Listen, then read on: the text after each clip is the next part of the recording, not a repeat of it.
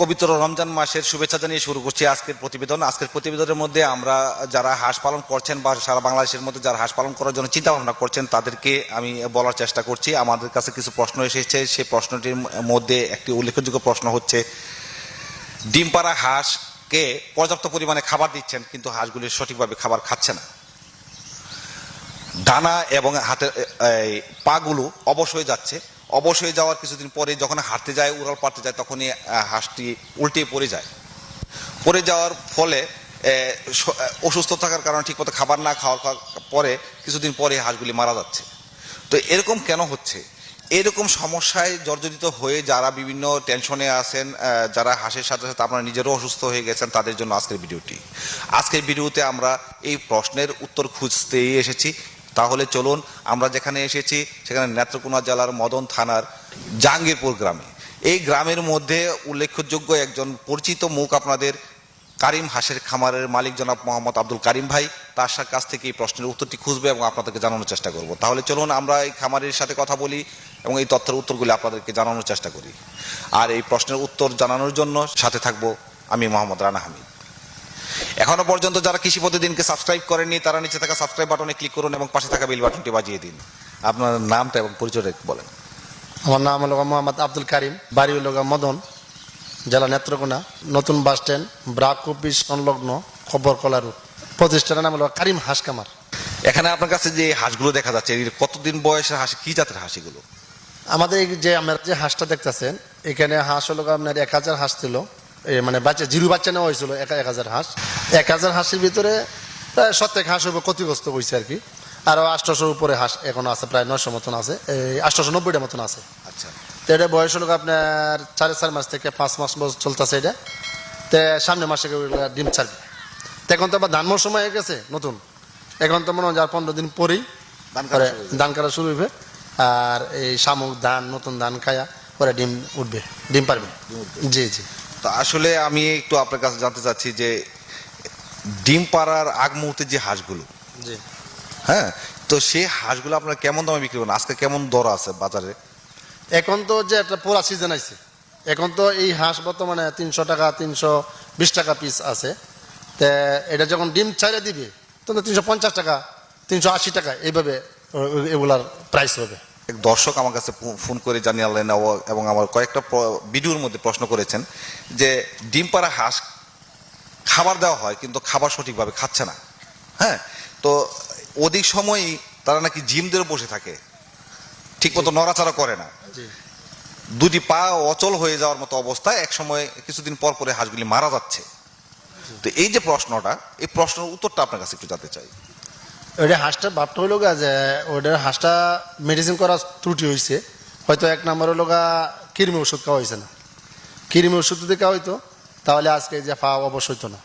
কৃমি ওষুধটা খাওয়ানোর পরে দিয়ে ওই হাঁসটারে তখন আবার একটা মেডিসিন আছে, কৃমি ওষুধটা খাওয়ানোর পরে একটা ভিটামিন খাওয়াইতে হবে। খাওয়ানোর পরে দিয়ে দেখবেন যে এই পর্যাপ্ত পরিমাণ আমি খাবার দিলে কি হবে, কৃমি ওষুধ যদি না খাওয়ায় তাহলে সে খাবার দিতে লোক মানে খাইতো না, খাবে না, না খাইতো না। আর যদি কৃমি ওষুধ দিয়ে দাও হ্যাঁ, তাহলে আপনার খাবার দিলে প্রচুর পর্যাপ্ত মনে কারিবে আর সে ডিমও ছেড়ে দিবে। যে ডিমে ছাড়বে। তো এই হাঁসগুলি তো আমি এটা খাবার খাওয়ানো গেল, তো যে প্রশ্নটা ছিল এর মধ্যে আরেকটা জিনিস, পা দুটি অচল হয়ে যায়, হ্যাঁ, আবার অচল হয়ে কিছুদিন পরে হাঁসগুলি মারা যায়। এই প্রশ্নটার উত্তরটা কি বলবেন?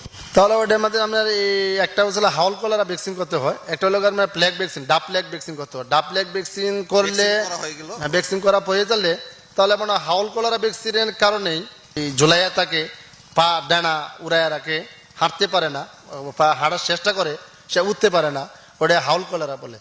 ফাউল কলেরা যে ভ্যাকসিনটা, সে ভ্যাকসিন সব সময় দেয় না, এরকম কিছু? হ্যাঁ, সময় মতো দিচ্ছে না ওরা ভ্যাকসিন দেয়, যার হলে আজকে এই রোগে আক্রান্ত করছে। আচ্ছা, এটার সাথে একটু প্রশ্ন যোগ করতে চাই। যেমন হচ্ছে যে হাঁসগুলি যখন অচল হয়ে যায়, পাগুলি অবশ অবশ মনে হচ্ছে, হ্যাঁ, তাহলে অচল হয়ে যাওয়ার পর মারা যাবে কেন? এটা তো নাকাইতে নিঃসন্ন হয়ে যায় না, তখন তো তার শরীরটা কোনো লাঞ্চ শুকায় দেয়, এমনিতেই মারা যায়। এই যে হাঁসগুলি মারা যাচ্ছে, এটাকে আমরা সাধারণত কি যদি ডাক কলেরা ভ্যাকসিন দেওয়া হয় তারপরে কিরকম হতে পারে? ডাক কলেরা ভ্যাকসিন করার পরে আবার নিয়ম কারণ আছে, 4 মাস পর পরেই আবার কৃমি ওষুধ করতে হবে। ডিম পারতাছে, রানিং ধরেন ডিম পারতাছে, কৃমি ওষুধ একবার করছেন, করার পরে যে ডিম আবার ছাড়ছে, প্রচুর পর্যাপ্ত পরিমাণ আপনি খাবার চাচ্ছেন, খাবার পরে যে সে ডিম দিল, 3 মাস অথবা 4 মাস সে ডিম দিল, আবার তারে কৃমি ওষুধ খাওয়াইতে হবে। কৃমি ওষুধ খাওয়াইয়া আবার তারে একটা হাউল কলারা ভ্যাকসিন করতে হবে। যে সময় ডিমটা স্থগিত করবে, ডিমটা ছাড়বে, তখনই কৃমি ওষুধটা দিতে হবে। হ্যাঁ, যখন যে আবার ডিম একটু ডাউন করতেছে, মানে একটু কমে কমে আইতেছে, তখন বোঝা যাইতেছে যে হাঁসটা মনে হয় আবার কৃমির সমস্যা দিতেছে, তখন সাথে সাথে আবার কৃমির মেডিসিন করতে হবে। কৃমির মেডিসিন করিয়া আর একটা হাউল কলারা করিয়া তখন তৈলে আবার পর্যাপ্ত পরিমাণ খাবার দিলে আবার ডিম উঠবে। তবে একটা খাবার আছে, এগুলো এখন মানুষ তখন আর কষ্ট করতে চায় না, টাকা অর্থনীতির মাধ্যমে মানুষ ব্যবসা করতে চায়। তো একটা খাবার তৈরি হয়েছে এখন, এপিএল কোম্পানির একটা খাবার আছে, ওটা আপনার প্যারালাইসিস মুক্ত। এই যে হাঁসটা উঠতে পারে না, ওঠার চেষ্টা করে, দাঁড়াইতে পারে না, বা ডিম রানিং ডিম লইয়া হাঁসটা এই রোগ ঢুকে যায়, এই এই এই কোম্পানি এই খাবারটা খাওয়াইলে ডিম দিব 90 থেকে 95%, আবার এই প্যারালাইসিস মুক্ত। ওটা আমাদের কোনো প্যারালাইসিস হবে না। না, হবে না। তো এপিএল কোম্পানি খাবার যেটা, এপিএল কোম্পানির খাবারটা। দর্শক বন্ধুরা, আমরা এই অভিজ্ঞ খামারির কাছ থেকে আমরা জানলাম যে আপনারা আমাকে অনেকেই প্রশ্নটা করেছেন, বিশেষ করে আমরা মাহমুদ ভাইকে ধন্যবাদ জানাচ্ছি। আপনার জন্য আজকের এই প্রশ্নের উত্তরটা আমি এই খামারির কাছ থেকে নিতে পারলাম এবং আপনাদেরকে জানানোর চেষ্টা করেছি, এবং হয়তো আশা করি আপনারা ভালোভাবে বুঝতে পেরেছেন। ওনার নিজের একটি হ্যাচারি আছে, এখান থেকে হাঁসের বাচ্চা উৎপাদন করে থাকেন এবং সারা বাংলাদেশে বিক্রি করে থাকেন, এবং বড় হাঁসে ওনার কাছে আছে। এখানে আপনারা তাদের চাহিদা অনুযায়ী আপনারা বড় কোন কোন বয়সের হাঁস আপনারা তাদেরকে দিতে পারবেন? আমি তো আপনার জিরো বাচ্চা থেকে শুরু করে ডিম পাড়া পর্যন্ত হাঁস আমি দিতে পারি। 1 মাসের হাঁস, এই 15 দিনের হাঁস, কেউ চাইতেছে 2 মাসের হাঁস, কেউ চাইতেছে 3 মাসের হাঁস, কেউ 5 মাসের চাইতেছে, কেউ রানিং ডিম পাতাছে এগুলো চাইতেছে, কেউ আছে 6 মাস ডিম পারছে ওইটাও দেন।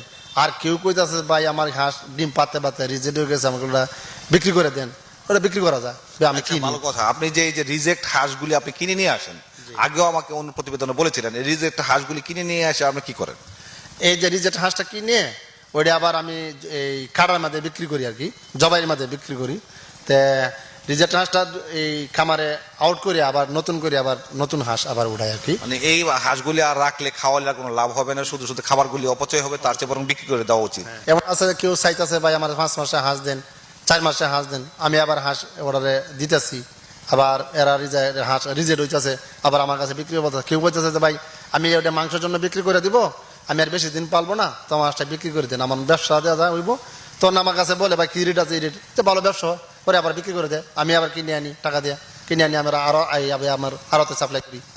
এখনো পর্যন্ত যারা কৃষি প্রতিদিনকে সাবস্ক্রাইব করেননি, তারা নিচে থাকা সাবস্ক্রাইব বাটনে ক্লিক করুন এবং পাশে থাকা বেল বাটনটি বাজিয়ে দিন। যারা আমার ভিডিওগুলো ভালো লাগলো তারা একটু লাইক এবং শেয়ার করে ভিডিওটি অন্যজনকে দেখার সুযোগ করে দিবেন, তাহলে কারিম হাঁসের খামারের ভিডিওগুলো সবাই দেখতে পারবে। আপনারা ভালো থাকুন, সুস্থ থাকুন, আল্লাহ হাফেজ।